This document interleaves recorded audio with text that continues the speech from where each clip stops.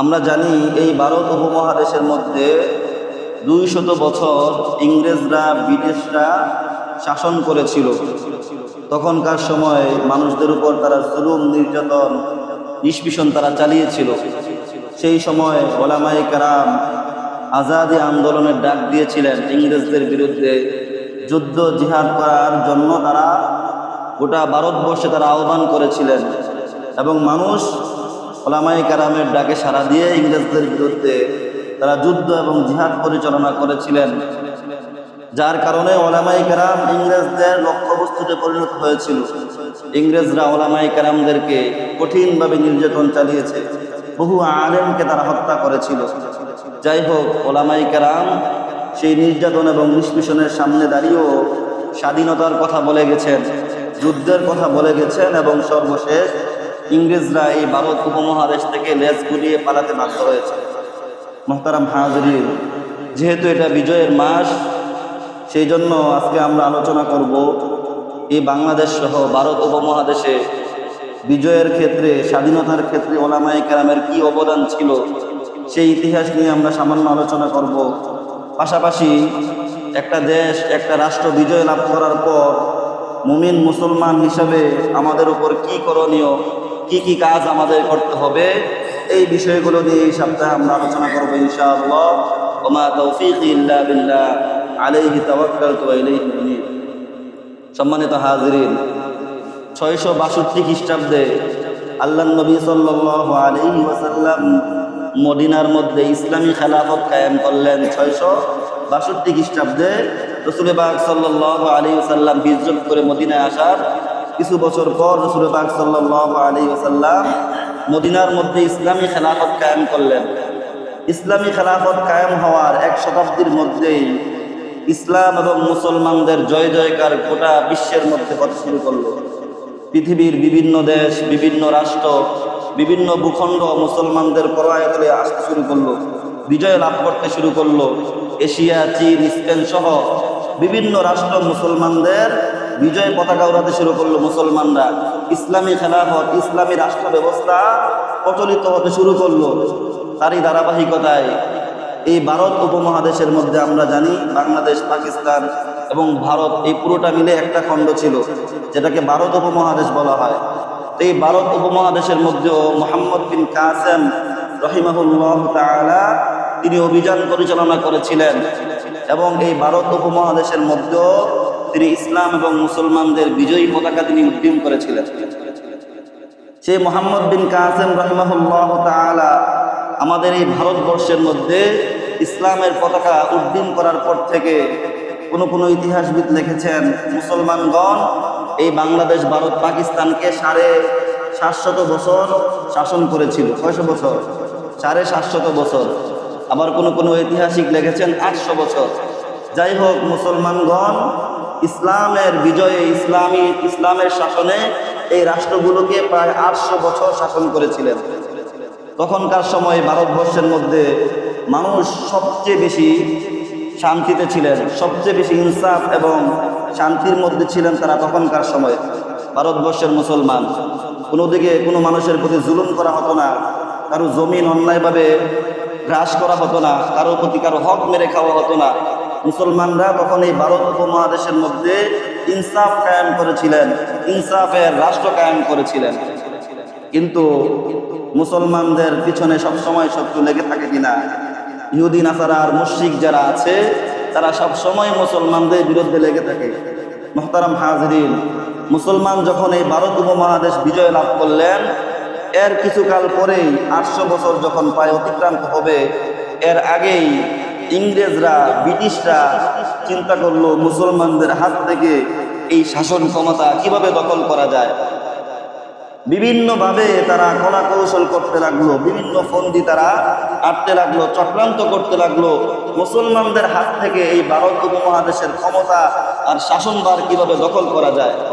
এক পর্যায়ে তারা চিন্তা করলো যে আমরা তো সরাসরি তাদের বিরুদ্ধে যুদ্ধ আর জিহাদ করতে পারবো না, যুদ্ধ করে তাদের থেকে রাষ্ট্র ক্ষমতা দখল করতে পারবো না।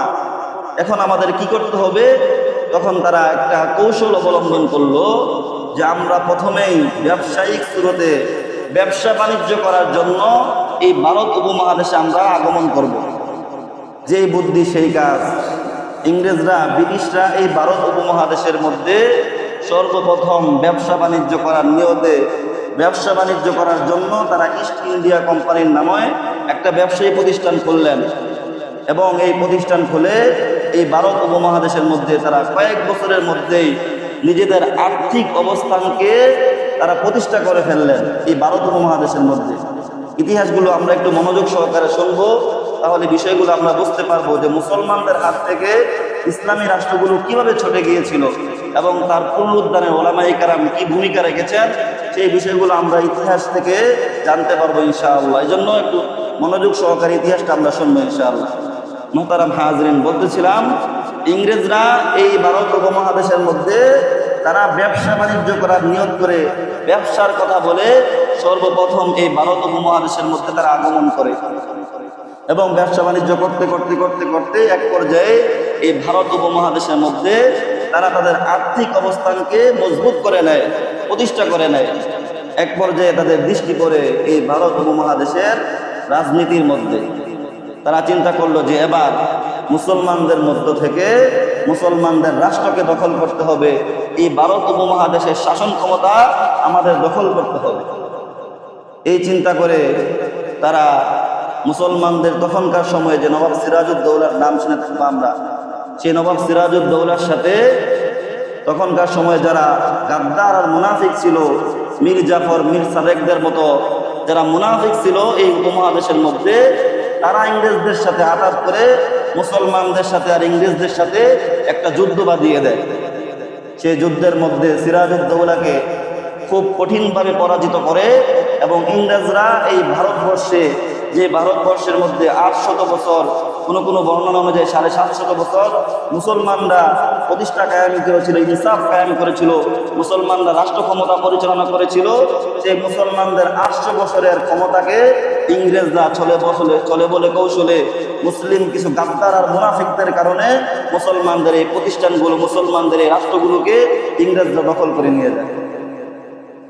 মুহতারাম হাজিরিন, এই ভারতবর্ষ যখন ইংরেজরা দখল করার পর থেকেই ভারতবর্ষের সাধারণ মানুষের উপর, আপামর জনতার উপর তারা জুলুম আর নির্যাতন চালাতে শুরু করে। বাংলা, বিহার এবং উড়িষ্যা সহ ভারতবর্ষের বিভিন্ন জায়গায় তারা অনেকগুলো মাদ্রাসাকে শুরুতেই তারা বন্ধ করে দেয়। ইতিহাসবিদগণ লিখেছেন প্রায় 12,000 মাদ্রাসা তখনকার সময় ইংরেজরা বন্ধ করে দিয়েছিল। কারণ মাদ্রাসাগুলো হচ্ছে দিনের দুর্গ। মাদ্রাসা যতদিন থাকবে ততদিন ইসলাম এবং দিনের ক্ষতি কেউ করতে পারবে এই সাধ্য কারণে ইনশাআল্লাহ। এজন্য ইংরেজরা এই ভারতবর্ষের ক্ষমতা দখল করে সর্বপ্রথম তারা এই ভারতবর্ষের মাদ্রাসাগুলোকে, প্রায় 12,000 মাদ্রাসা তারা ধ্বংস করে দেয়, মাটির সাথে মিশিয়ে দেয়। মাদ্রাসা এবং ইসলামী শিক্ষাকে তারা ধ্বংস করে দিতে চেয়েছিল। মুহতারাম হাজরিন, তখনকার সময় যখন ভারতবর্ষের এই অবস্থা, ইংরেজরা মুসলমানদের হাত থেকে মুসলমানদের রাষ্ট্র ক্ষমতা কেড়ে নিয়েছে, তখনকার সময়ে ভারতবর্ষে যে সমস্ত বড় বড় আলেম এবং ওলামায়ে কেরাম ছিলেন, শাহ আব্দুল আজিজ মুহাদ্দিস দেহলভী রহমতুল্লাহি আলাইহি, তখনকার সময় ভারতবর্ষে অনেক বড় আলেম ছিলেন তিনি, শাহ আব্দুল আজিজ মুহাদ্দিস দেহলভী রহমতুল্লাহি আলাইহি। ইংরেজরা ক্ষমতা দখল করার পর শাহ আব্দুল আজিজ মুহাদ্দিস দেহলভী রহমতুল্লাহি আলাইহি গোটা ভারতবর্ষের মধ্যে তিনি ফতোয়া জারি করলেন যে এখন থেকে ইংরেজদের বিরুদ্ধে যুদ্ধ করা, জিহাদ করা মুসলমানদের জন্য ফরজ হয়ে গিয়েছে। শাহ আব্দুল আজিজ মুহাদ্দিস দেহলভী রহমতুল্লাহি আলাইহি এই ফতোয়া তিনি তখন ভারতবর্ষে জারি করে দিলেন। গোটা ভারতবর্ষের মধ্যে তার এই ফতোয়া বিজলির মতো ছড়িয়ে গেল এবং তিনি ফতোয়া দিয়ে ক্ষান্ত হন নাই। ভারতবর্ষের বিভিন্ন জায়গায়, বিভিন্ন এলাকায় তিনি নিজে গিয়েছেন এবং আরো ওলামায়ে কেরামদেরকে নিয়ে গিয়ে মানুষদের মধ্যে জিহাদি চেতনা, যুদ্ধ করার চেতনা তৈরি করার চেষ্টা করতেছিলেন তিনি, এবং যারাই প্রস্তুত হচ্ছিলেন তাদেরকে যুদ্ধ করার, জিহাদ করার প্রশিক্ষণ দিতেছিলেন। মুহতারাম হাজিরিন, এভাবে ওলামায়ে কেরাম তখন আম মানুষদের মধ্যে, সাধারণ মানুষদের মধ্যে যুদ্ধ, জিহাদ করা, ইংরেজদের বিরুদ্ধে লড়াই করার জন্য মনোভাব তৈরি করতেছিলেন। যারাই তৈরি হতেছিল তাদেরকে যুদ্ধ এবং জিহাদের প্রশিক্ষণ দিতেছিলেন। এক পর্যায়ে ওলামায়ে কেরামের নেতৃত্বে এই ভারতবর্ষের সাধারণ মানুষ ইংরেজদের বিরুদ্ধে বালাকোটের ময়দানে লড়াই করে। এই বালাকোটের ময়দানে শাহ ইসমাইল শহীদ রহমতুল্লাহ আলাই ইংরেজদের সাথে শহীদ হন এবং শাহ আহমদ রহমতুল্লাহ আলাই তখনকার সময় অনেক বড় আলেম ছিলেন, তারা ইংরেজদের সাথে যুদ্ধ করে তারা শহীদ হয়ে যায়। বালাকোটের ময়দানে মুসলমানদের এবং ভারতবর্ষের মানুষের পরাজয় হয়, ইংরেজরা বিজয় লাভ করে। এরপর মুসলমান দমে থাকে নাই, মুসলমানদের ওলামায়ে কেরাম দমে থাকে নাই। এরপরেও যখন ইংরেজদের জুলুম আর নির্যাতন বাড়তে লাগলো, বরং আগের চেয়ে দ্বিগুণ তিনগুণ বহু গুণে ইংরেজদের জুলুম আর নির্যাতন বেড়ে গেল ভারতবর্ষের সাধারণ মানুষের উপর। তখনকার সময়ে ভারতবর্ষে যে সমস্ত দেশপ্রেমিক সেনাবাহিনী ছিলেন, রাষ্ট্রীয় দল যেগুলো ছিল, প্রশাসনের লোক যেগুলো ছিল, তাদের মধ্যেও কিছু কিছু মানুষ ওলামায়ে কেরামের পক্ষ নিয়ে তারা আবার দ্বিতীয়বার ইংরেজদের বিরুদ্ধে যুদ্ধ করার জন্য ডাক দেন ওলামায়ে কেরামের নেতৃত্বে, যেটাকে আমরা ইতিহাসের বিদরা জানে সিপাহী বিপ্লব হিসাবে। ইতিহাস যদি আপনারা পাঠ করেন দেখবেন, তাহলে ইতিহাসে এগুলো সবগুলো বিস্তারিত যাওয়া আছে, লম্বা ইতিহাস বলার সময় নেই। মুহতারাম হাজরিন, তাহলে প্রথমবার ইংরেজদের বিরুদ্ধে বালাকোটের ময়দানে ওলামায়ে কেরাম যুদ্ধ করেছিলেন। সেই যুদ্ধে মুসলমান এবং সাধারণ শক্তি পরাজিত হয়, ইংরেজরা বিজয় লাভ করেন। এরপর দ্বিতীয়বার ভারতবর্ষের সেনাবাহিনী এবং সাধারণ মানুষের যুগ সাজে দ্বিতীয়বার আবার ইংরেজদের সাথে আরেকটা যুদ্ধ হয়। সেই যুদ্ধের মধ্যেও সাধারণ জনতা পরাজয় বরণ করে, শত শত মানুষকে তারা হত্যা করে ফেলে। দ্বিতীয় যুদ্ধ করার পর ইংরেজরা এবার খোঁজ খবর নিতে শুরু করলো, চিন্তা ভাবনা করলো যে সাধারণ মানুষ আমাদের বিপক্ষে এত শক্তি নিয়ে কিভাবে আসে, এত শক্তি তারা কোথায় পায়, কেন তারা আমাদের বিরুদ্ধে যুদ্ধ করতে চায়, এই সাহস তাদেরকে এভাবে উদ্বুদ্ধ কারা করে। ইংরেজরা অনুসন্ধান করতে লাগলো। বিভিন্ন অনুসন্ধান করার পর অনুসন্ধানের মাধ্যমে তারা বুঝতে পারলো যে এই যুদ্ধ এবং এই আন্দোলনের মূল হচ্ছে ইসলাম, এবং ইসলামের মূলে রয়েছে কোরআন এবং হাদিস, যাদের নেতৃত্বে রয়েছে ওলামায়ে কেরাম। ইংরেজরা বুঝতে পারলো যে ওলামায়ে কেরামের কারণেই সাধারণ জনতা আমাদের বিরুদ্ধে যুদ্ধ এবং জিহাদ করার জন্য তারা উদ্বুদ্ধ হয়। এই কথা যখন ইংরেজরা বুঝে ফেললো, তখন ওলামায়ে কেরাম তাদের নির্যাতনের লক্ষ্যবস্তুতে পরিণত হল। নাউজুবিল্লাহ। মুহতারাম হাজরিন, ইংরেজরা তখন দুইটা পন্থা অবলম্বন করলো। একটা চিন্তা করলো যে মুসলমানরা, যেহেতু মুসলমানদের মধ্যে জিহাদের একটা কথা আছে, যে জিহাদ মুসলমানদেরকে গোলামীর জিনজির থেকে মুক্ত করে, কথা বলেন ঠিক কিনা? তো এই জিহাদি চেতনা মুসলমানদের মধ্য থেকে সরিয়ে দিতে হবে। মুসলমানদের নবী বলেছেন, আল জিহাদ মাউযিন ইলা ইয়াউমিল কিয়ামা, কিয়ামত পর্যন্ত জিহাদ চলতে থাকবে। তো ইংরেজরা চিন্তা করলো মুসলমানদের মধ্য থেকে জিহাদি চিন্তা চেতনাকে দূরে সরিয়ে দিতে হবে। এই জন্য সে একজন ব্যক্তিকে দাঁড় করালো, যার নাম হচ্ছে গোলাম আহমদ। তাকে ইংরেজরা নবী হিসাবে দাঁড় করালো, কারণ মুসলমানদের নবী দাবি করেছেন, মুসলমানদের নবী বলেছেন জিহাদ কিয়ামত পর্যন্ত চলবে। আর এদিকে মুসলমানদের আলেম শাহ আব্দুল আজিজ মুহাদ্দিস দেহলভী রহমতুল্লাহ আলাইহি ঘোষণা করে দিয়েছেন ইংরেজদের বিরুদ্ধে জিহাদ করা ফরজ। এই অবস্থা দেখে ইংরেজরা আরেকজন নবী দাঁড় করালো, যাকে গোলাম আহমদ কাদিয়ানী বলা হয়। সেই গোলাম আহমদ সে সর্বপ্রথম ঘোষণা করে যে ইংরেজদের বিরুদ্ধে যুদ্ধ করা মুসলমানদের জন্য সম্পূর্ণরূপে হারাম। জোরে বলেন নাউজুবিল্লাহ। দ্বিতীয় যে কাজটা ইংরেজরা করলো, সেটা হচ্ছে ওলামায়ে কেরামের উপর সরাসরি আক্রমণ করা শুরু করলো। হাজার হাজার আলেমদেরকে গাছের সাথে ঝুলিয়ে ফাঁসি দিয়ে তারা হত্যা করেছে, বহু আলেমকে গুলি করে তারা হত্যা করেছে। ভারতবর্ষের একটা রাস্তা আছে শেরশাহ সুফি, যে রোডের নাম শেরশাহ সুফি রোড। ইতিহাসবিদগণ লেখেন, সেই রোডের ধারে, সেই রোডের পাশে যতগুলো গাছ ছিল, এমন একটা গাছও বাকি ছিল না যে গাছের মধ্যে কোনো আলেম অথবা কোনো হাফেজের লাশ ঝুলতেছিল না। ওলামায়ে কেরাম স্বাধীনতা অর্জনের জন্য, দেশকে, মানুষকে জুলুম থেকে মুক্ত করার জন্য কি পরিমাণ আত্মত্যাগ তারা করেছিলেন চিন্তা করা যায়। শুধু তাই না, ওই সময় 2 লাখ মুসলমানকে ইংরেজরা হত্যা করেছিল, যার মধ্যে 50,000 ছিলেন আলেম এবং হাফেজ কোরআন। দিল্লির শাহী মসজিদের সামনে অনেক আলেমদেরকে শুকরের চর্বির মধ্যে, শুকরের চামড়ার মধ্যে ভরে, সেই চামড়া সেলাই করে বিভিন্নভাবে বিভিন্ন জিনিস দিয়ে সেই চামড়াকে আগুন দিয়ে জ্বালিয়ে দেওয়া হয়েছিল, যে চামড়ার মধ্যে আলেম ওলামারা ছিল। নাউজুবিল্লাহ। এভাবে বহুভাবে জানাভাবে নানাভাবে আলেমুল আমাদের উপর ইংরেজরা নির্যাতন চালাতে শুরু করলো। মুহতারাম হাজরিন, এক পর্যায়ে ওলামায়ে কেরাম যখন দেখলেন যে মুসলমানদের সংখ্যা কমে যাচ্ছে, 2 লক্ষ মুসলমানকে হত্যা করে ফেলেছে। ওই সময় একটা নদী ছিল হুগলি নদী। ইতিহাসবিদগণ লেখেন ওই হুগলি নদীর পাড় দিয়ে মানুষ যখন হেঁটে যেত, প্রতিদিনই দেখতো কোনো না কোনো মানুষের লাশ এই হুগলি নদী দিয়ে ভেসে ভেসে যাচ্ছে, আর সেটা হচ্ছে মুসলমানদের লাশ। এভাবে মুসলমানদেরকে এই ভারতবর্ষ থেকে একদম নিশ্চিহ্ন করে দেওয়ার চিন্তা করেছিল ইংরেজরা। ওলামায়ে কেরাম যখন দেখলেন এই অবস্থা, ভারতবর্ষে মুসলমানদেরকে নিধন করা হচ্ছে, মুসলমান একদম শেষ হয়ে যাচ্ছে, তখন ওলামায়ে কেরাম ভিন্ন পথ অবলম্বন করলেন। তারা চিন্তা করলেন সরাসরি যুদ্ধ করে এখন মুসলমান তাদের সাথে পারবে না, এখন আমাদের ভিন্ন কোনো পথ অবলম্বন করতে হবে, ভিন্ন কোনো রাস্তা অবলম্বন করতে হবে। সেই চিন্তা থেকে 1866 খ্রিস্টাব্দে ওলামায়ে কেরাম ভারতের মধ্যে একটা মাদ্রাসা প্রতিষ্ঠা করলেন, যে মাদ্রাসার নাম হচ্ছে দারুল উলুম দেওবন্দ। তারা চিন্তা করলেন যে আমরা কিছু মানুষ তৈরি করব, একটা দল তৈরি করব, যে দলগুলো সূরত এবং সিরত উভয় দিক থেকে মুসলমান হবে। শুধু সূরতে বা সিরতে মুসলমান হবে একদিক থেকে না, শুধু সূরতে মুসলমান কিন্তু তার চিন্তাধারা হচ্ছে পশ্চিমা, এরকম হবে না, বরং সে সূরত এবং সিরত চিন্তাধারা সব দিক থেকে আল্লাহ নবী সাল্লাল্লাহু আলাইহি ওয়াসাল্লামের আদর্শ সৈনিক হবে। এই চিন্তা থেকে তারা দারুল উলুম দেওবন্দ প্রতিষ্ঠা করেন এবং তারা চিন্তা করেন এই মানুষগুলো নিয়ে এক সময় আমরা ইংরেজদের বিরুদ্ধে যুদ্ধ এবং জিহাদ করে এই দেশকে, এই ভারতবর্ষকে ইংরেজদের জুলুম এবং নির্যাতন থেকে এই দেশের মানুষকে আমরা মুক্ত করবো ইনশাআল্লাহ।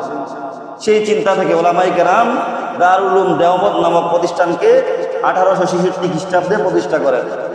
দীর্ঘ 52 বছর ইংরেজদের সাথে আর যুদ্ধ হয় নাই। প্রথম একটা যুদ্ধ হয়েছিল বালাকোটের ময়দানে, দ্বিতীয় যুদ্ধ হয়েছিল সিপাহী বিপ্লব। এরপরে 52 বছর ইংরেজদের সাথে মুসলমানদের আর কোনো যুদ্ধ হয় নাই। 52 বছর পর দারুল উলুম দেওবন্দের প্রথম ছাত্র শেখুল হিন্দ মাহমুদ হাসান দেওবন্দি রহমাতুল্লাহি আলাইহি, তিনি চিন্তা করলেন নতুনভাবে এখন আবার ইংরেজদের সাথে যুদ্ধ করা দরকার। কারণ ইংরেজরা সাধারণ মানুষদের উপর যে পরিমাণ জুলুম করতেছে, মানুষের হক মেরে খাচ্ছে, মানুষের জমি দখল করে দিচ্ছে, মানুষের বাড়িঘর মেরে দিচ্ছে, এভাবে যদি চলতে থাকে তাহলে সাধারণ মানুষ নিরাপদে থাকবে না। এই জন্য মুসলমানদেরকে, এই ভারতবর্ষকে, ভারতবর্ষের মানুষগুলোকে ইংরেজদের জুলুম থেকে মুক্ত করতে হবে। সেই চিন্তা করে দারুল উলুম দেওবন্দের প্রথম ছাত্র শেখুল হিন্দ মাহমুদ হাসান দেওবন্দি রহমাতুল্লাহি আলাইহি একটা আন্দোলন করলেন, যে আন্দোলনের নাম হচ্ছে রেশমি রুমাল আন্দোলন। সেটা আমরা শুনে থাকবো, যারা ইতিহাস পাঠ করি সেই ইতিহাসের মধ্যে আমরা জেনে থাকবো রেশমি রুমাল আন্দোলন বলা হয়। এই রেশমি রুমাল আন্দোলন মূলত ছিল কি, রেশমি রুমালের মধ্যে একটা চুক্তিপত্র ছিল, মূলত রুমালের মধ্যে একটা চুক্তি করা ছিল। সেই চুক্তিটা কি, সেটা হচ্ছে যে ইস্তাম্বুল থেকে কিছু মানুষ, কিছু সৈন্য আসবে ভারতবর্ষে, আফগানিস্তান হয়ে, আফগানিস্তানের সরকার চুপচাপ থাকবে, নীরবতা অবলম্বন করবে, আর তারা ভারতবর্ষে এসে মুসলমানদের পক্ষ হয়ে ইংরেজদের বিরুদ্ধে যুদ্ধ করবে। এই ছিল চুক্তিপত্রের মধ্যে। কিন্তু এই চুক্তিপত্র যে রেশমি রুমালের মধ্যে লেখা ছিল, সেই রেশমি রুমালটা পৌঁছার আগেই, ইস্তাম্বুলে যাওয়ার আগেই ইংরেজদের যে সমস্ত গোয়েন্দা বাহিনী আছে তাদের হাতে ধরা পড়ে যায়। তখন ইংরেজ প্রশাসনের লোক যারা ছিল তারা খুঁজে খুঁজে শেখুল হিন্দ মাহমুদ হাসান দেওবন্দি রহমাতুল্লাহি আলাইহিকে তারা আটক করে, আটক করার পর তাকে প্রথমে জেদ্দায় পাঠায়, তারপর সেখান থেকে মাল্টার মধ্যে পাঠায়। সেখানে নিয়ে শেখুল হিন্দ মাহমুদ হাসান দেওবন্দি রহমাতুল্লাহি আলাইহির উপর কি পরিমাণ নির্যাতন করা হয় ইতিহাসবিদগণ লেখেন। তার কোমরের মধ্যে লোহা গরম করে, প্রতিদিন তার কোমরের মধ্যে লোহা গরম করে সেক দেওয়া হতো এবং তার কোমরের গোশতগুলো খসে খসে পড়ে গিয়েছে। নাউজুবিল্লাহি মিন যালিক। ওলামায়ে কেরাম স্বাধীনতার জন্য কি পরিমাণ আত্মত্যাগ তারা করেছিলেন। সেই শেখুল হিন্দ মাহমুদ হাসান দেওবন্দি রহমাতুল্লাহি আলাইহিকে যখন ইংরেজরা ধরে নিয়ে যায়, এরপর শেখুল হিন্দ মাহমুদ হাসান দেওবন্দি রহমাতুল্লাহি আলাইহির পর তারই শাগরেদ হুসাইন আহমদ মাদানী রহমাতুল্লাহি আলাইহি এই আন্দোলনকে আরো বেগবান করেন। তিনি আবার সারা ভারতবর্ষের মধ্যে আবার আওয়াজ তোলেন যে ইংরেজদেরকে এই দেশ থেকে হটাতে হবে, এই দেশকে স্বাধীন করতে হবে, এই দেশের মানুষকে জুলুম থেকে মুক্ত করতে হবে। হুসাইন আহমদ মাদানী রহমাতুল্লাহি আলাইহি যখন গোটা ভারতবর্ষের মুসলমানদেরকে এবং সাধারণ মানুষদেরকে ইংরেজদের বিরুদ্ধে যুদ্ধ এবং জিহাদ করার জন্য ডাক দেন, তখন সকল মানুষ তার পক্ষ অবলম্বন করে গোটা দেশের মানুষ ইংরেজদের বিরুদ্ধে জিহাদের মধ্যে, যুদ্ধের মধ্যে ঝাঁপিয়ে পড়ে এবং ইংরেজদেরকে এই ভারতবর্ষ থেকে লেজ গুটিয়ে পালাতে বাধ্য করে। এটা ছিল ভারতবর্ষের সংক্ষিপ্ত ইতিহাস। লম্বা ইতিহাস বলার সময় নেই মোহতারাম হাজিরিন। তাহলে এই ইতিহাসগুলোর দিকে যদি আমরা একটু তাকাই, তাহলেই দেখতে পাবো ওলামায়ে কেরাম স্বাধীনতা অর্জনের জন্য, মানুষদেরকে জুলুম থেকে মুক্ত করার জন্য, দেশে ইনসাফ কায়েম করার জন্য কি পরিমাণ আত্মত্যাগ তারা করেছিল, কি পরিমাণ কুরবানি তারা দিয়েছিল। এই ভারতবর্ষ যখন মুক্ত হয়, তারপর পাকিস্তান হয়, ভারত হয়, এভাবে বাংলাদেশ বহির্শক্তি থেকে মুক্তি লাভ করলেও প্রায় 44 বছর দেশীয় জালিমের দ্বারা জুলুমের শিকার হচ্ছিল। কথা বলেন ঠিক কিনা? বৈদেশিক শক্তি থেকে তারা মুক্ত হলেও, স্বাধীন হলেও, দেশের মধ্যে কিছু জালেম আর সাম্রাজ্যবাদী বসেছিল, যারা দেশীয় মানুষদের উপর জুলুম আর নির্যাতন করেছিল। সেই জুলুম 44 বছর না, স্বাধীনতার পর থেকে আজ পর্যন্ত মানুষ সেই জুলুমের শিকার হচ্ছিল। 16 বছর পর্যন্ত জালিমরা এই বাংলাদেশের মানুষের উপর জুলুম করেছিল। সর্বশেষ 2024-এ ছাত্র জনতার আন্দোলন, যে আন্দোলন শুরু হয়েছিল কোটা সংস্কার নিয়ে, সরকারি চাকরির মধ্যে কোটা সংস্কার নিয়ে যে আন্দোলন শুরু হয়েছিল, কিন্তু স্বৈরাচার তার নীতি অনুযায়ী যখন আন্দোলনকারীদের উপর হামলা মামলা করতে শুরু করলো, গুলি করতে শুরু করলো, কঠোরভাবে জুলুমি পন্থায়, স্বৈরাচারী পন্থায় যখন সে আন্দোলনকে দমনের চেষ্টা করলো, তখন সেই কোঠা বিরোধী আন্দোলন আর কোঠা বিরোধী আন্দোলনের মধ্যে সীমাবদ্ধ থাকলো না, বরং এক দফা এক দাবিতে রূপান্তরিত হলো যে স্বৈরাচার হটাও, দেশ বাঁচাও। সেই ছাত্র জনতা যখন আন্দোলনে এক দফা চলে আসলো, তখন ওলামায়ে কেরামের কি অবদান ছিল দেখেন। সর্বপ্রথম হেফাজতে ইসলাম এই ছাত্র জনতার আন্দোলনকে সমর্থন করেছিলেন এবং সরাসরি তারা বিবৃতি দিয়েছিলেন। সেই হেফাজতে ইসলাম বিবৃতি দেওয়ার পর বাংলাদেশের কওমি মাদ্রাসার আলেম ওলামারা সেই ছাত্র জনতার সাথে একাত্মতা পোষণ করেছিলেন এবং সেই আন্দোলনের মধ্যে তারাও শরীক হয়েছিলেন। এরপর আল্লামা মামুনুল হক সাহেব সহ চরমনায় পীর সাহেব, সকল মানুষ, বিএনপি বলেন, জামাত বলেন, সকলেই নির্বিশেষে সেই জালিমের বিরুদ্ধে রুখে দাঁড়িয়েছিলেন, আন্দোলনের মধ্যে শরীক হয়েছিলেন, যার কারণে জালিম এই বাংলাদেশ থেকে পালাতে বাধ্য হয়েছে। এই যে এই স্বাধীনতার মধ্যেও ওলামায়ে কেরামের অবদান আছে। ইতিহাস বলে প্রত্যেকটা স্বাধীনতার পিছনে ওলামায়ে কেরাম, মুসলমানদের অবদান আছে, কিন্তু দুঃখ এবং আফসোসের বিষয়, প্রয়োজন হলে ওলামায়ে কেরামকে সামনে পাওয়া যায়, কিন্তু যখন স্বাধীন হয়ে যায়, ওলামায়ে কেরাম যখন রক্ত দিয়ে একটা দেশ স্বাধীন করে, স্বাধীন হওয়ার পর ওলামায়ে কেরাম আর স্বীকৃতি দেওয়া হয় না দেশের মধ্যে, তাদেরকে তাদের হকগুলো দেওয়া হয় না, তাদের হক থেকে বঞ্চিত করা হয়। মুহতারাম হাজিরিন, যাই হোক, আল্লাহ রাব্বুল আলামিন ভারতবর্ষ থেকে ইংরেজদেরকে খেদিয়েছেন, তারপর আবার পাকিস্তান থেকে আমাদের বাংলাদেশকে স্বাধীন করেছেন, আবার বাংলাদেশের মধ্য থেকে আল্লাহ রাব্বুল আলামিন জালেমকে হটিয়ে আল্লাহ তাআলা আমাদেরকে সুন্দর একটা ব্যবস্থাপনা করার, ইনসাফ ভিত্তিক একটা রাষ্ট্র করার সুযোগ আল্লাহ তাআলা আমাদেরকে করে দিয়েছেন।